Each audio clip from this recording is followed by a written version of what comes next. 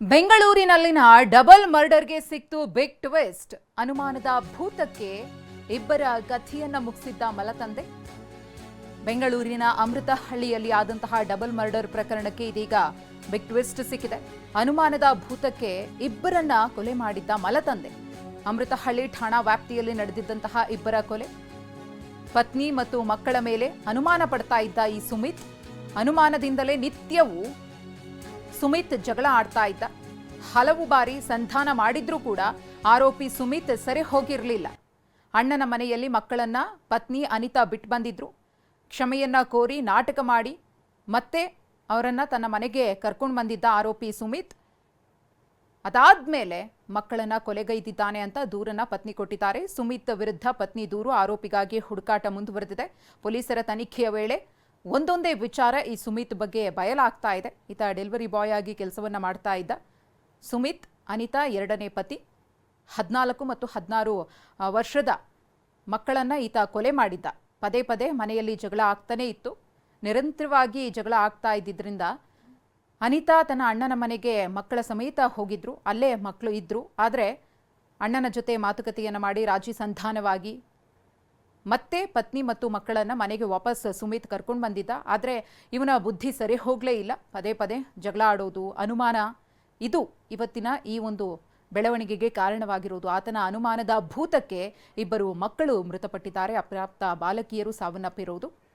ಆತನಿಗೋಸ್ಕರ ಹುಡುಕಾಟ ಮುಂದುವರೆದಿದೆ. ಇನ್ನು ಸುಮಿತ್ನ ಎಲ್ಲ ವಿಷಯಗಳನ್ನ ಪೊಲೀಸರ ಮುಂದೆ ತನಿಖೆಯ ವೇಳೆ ಅನಿತಾ ಹೇಳಿದ್ದಾರೆ.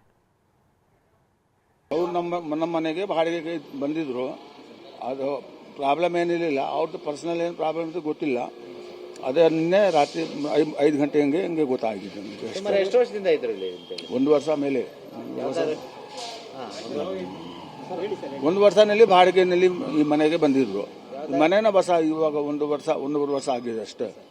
ಗಲಾಟೆ ಯಾವತ್ತಾದ್ರೂ ಏನಾದ್ರು ಆಗಿತ್ತು? ಏನಿಲ್ಲ.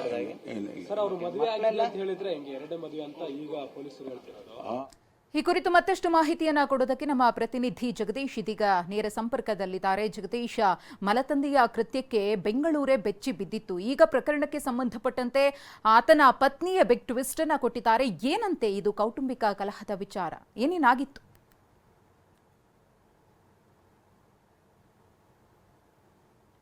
ಈಗಾಗಲೇ ಕೊಲೆ ನಡೆದಿರುವಂತಹ ಕಾರಣ ಏನು ಅನ್ನುವಂತಹ ನಿಟ್ಟಿನಲ್ಲಿ ಪೊಲೀಸರು ತನಿಖೆ ಮುಂದುವರಿಸಿದ್ದಾರೆ. ಆದ್ರೆ ಮತ್ತೊಂದು ಕಡೆ ಏನ್ ಸುಮಿತ್ ಏನಿದ್ದಾನೆ ಆತ ಸಾಕಷ್ಟು ಅನುಮಾನವನ್ನ ಮಾಡ್ತಾ ಇದ್ದ ಅನ್ನುವಂತಹ ವಿಚಾರ ಕೂಡ ಈಗ ಕುಟುಂಬಸ್ಥರಿಂದ ತಿಳಿದು ಬರ್ತಾ ಇರುವಂತದ್ದು. ಅಂದ್ರೆ ತನ್ನ ಪತ್ನಿ ಅಷ್ಟೇ ಅಲ್ಲದೆ ಇಬ್ಬರು ಮಕ್ಕಳೇನಿದ್ದಾರೆ ಆ ಮಕ್ಕಳ ಮೇಲೂ ಕೂಡ ಸಾಕಷ್ಟು ಅನುಮಾನ ಬೀಳುವಂಥದ್ದು. ಜೊತೆಗೆ ಕಮ್ಯುನಿಟಿಗಳಲ್ಲಿ ಎಲ್ಲೂ ಕೂಡ ಅವರು ಸೇರಬಾರ್ದು. ಅಂದ್ರೆ ಅವರ ಸಂಬಂಧಿಕರಾಗಿರ್ಬೋದು, ಜೊತೆಗೆ ಸ್ನೇಹಿತರಾಗಿರ್ಬೋದು, ಇವ್ರು ಯಾರ ಜೊತೆಲೂ ಕೂಡ ಸೇರದಂತೆ ಎಲ್ಲೋ ಒಂದು ಕಡೆ ಸಾಕಷ್ಟು ಒಂದು ರೂಲ್ಸ್ ಗಳನ್ನ ಮಾಡ್ತಾ ಇದ್ದ. ಇದೆಲ್ಲೋ ಒಂದು ಕಡೆ ಮಕ್ಕಳಿಗೂ ಕೂಡ ಸಾಕಷ್ಟು ಬೇಜಾರಾಗಿತ್ತು, ಜೊತೆಗೆ ಪತಿಗೂ ಕೂಡ ಬೇಜಾರಾಗಿತ್ತು. ಇದಕ್ಕೆಲ್ಲ ಮೇಲಾಗಿ ಪತ್ನಿಯ ಸಹೋದರರಿಗೆ ಕೂಡ ಇದು ಕೋಪ ತರಿಸಿತ್ತು ಅಂತಾನೆ ಹೇಳ್ಬೋದು. ಯಾಕಂದ್ರೆ ಈ ಘಟನೆಗೂ 20 ದಿನಗಳ ಹಿಂದೆ ಈ ರೀತಿಯಾಗಿ ಸುಮಿತ್ನ ಕೆಲವೊಂದು ಅನುಮಾನದ ನಡೆಯಿಂದ ಬೇಸೆತ್ತು ಆ ಇಬ್ಬರು ಮಕ್ಕಳನ್ನ ತಮ್ಮ ಹೆಬ್ಬಾಳದ ಮನೆಗೆ ಕರೆದುಕೊಂಡು ಹೋಗಿ ಇಟ್ಕೊಂಡಿರ್ತಾರೆ. ಆದ್ರೆ ಅದಾದ ಬಳಿಕವಾಗಿ ಸುಮಿತ್ ಅವರಿಗೆ ಕಾಲ್ ಮಾಡಿ ರಿಕ್ವೆಸ್ಟ್ ಮಾಡಿ, ನಂದು ತಪ್ಪಾಯ್ತು, ಆ ಮಕ್ಕಳನ್ನ ನನಗೆ ಕೊಡಿ, ಇಬ್ಬರನ್ನು ನಾನು ಓದಿಸ್ತೀನಿ ಅನ್ನುವಂತ ನಿಟ್ಟಲ್ಲಿ ಇಬ್ಬರ ಮಕ್ಕಳನ್ನ ಮತ್ತೆ ಮನೆಗೆ ಕರ್ಕೊಂಡ್ ಬರ್ತಾನೆ. ಆದ್ರೆ ದುರಂತ ಅಂದ್ರೆ ಈ 20 ದಿನಗಳ ಬಳಿಕವಾಗಿ ನಿನ್ನೆ ಸಂಜೆ 3 ಗಂಟೆಗೆ ಆ ಇಬ್ಬರು ಮಕ್ಕಳನ್ನ ಮಚ್ಚಿನಿಂದ ಹಲ್ಲೆ ಮಾಡಿ ಕೊಲೆಗೈದಿದ್ದಾನೆ. ಈಗಾಗಲೇ ಈ ಹಿಂದೆ ಇದ್ದಂತ ಸಾಕಷ್ಟು ಅನುಮಾನ, ಜೊತೆಗೆ ಮಕ್ಕಳನ್ನ ಕಟ್ಟಿ ಹಾಕುವಂತದ್ದು, ಈ ರೀತಿಯಾದಂತ ಒಂದು ನಡೆಗಳನ್ನ ಆತ ಕಾದ್ಕೊಂಡಿದ್ದ. ಎಲ್ಲೋ ಒಂದು ಕಡೆ ಇದಾದ ಬಳಿಕವಾಗಿ ನಿನ್ನೆ ಸಂಜೆ ಆದಂತಹ ಕೆಲವೊಂದಷ್ಟು ಬೆಳವಣಿಗೆಗಳಲ್ಲಿ ಈ ರೀತಿಯಾದಂತಹ ಒಂದು ಕೃತ್ಯ ಎಸಗಿರುವಂತಹ ಒಂದು ಅನುಮಾನ ಮೂಡಿದೆ. ಆ ನಿಟ್ಟಿನಲ್ಲಿ ಪೊಲೀಸರು ಕೂಡ ಮುಂದುವರಿಸಿದ್ದಾರೆ ತನಿಖೆ. ಮಧುಶ್ರೀ, ಧನ್ಯವಾದ ಜಗದೀಶ್.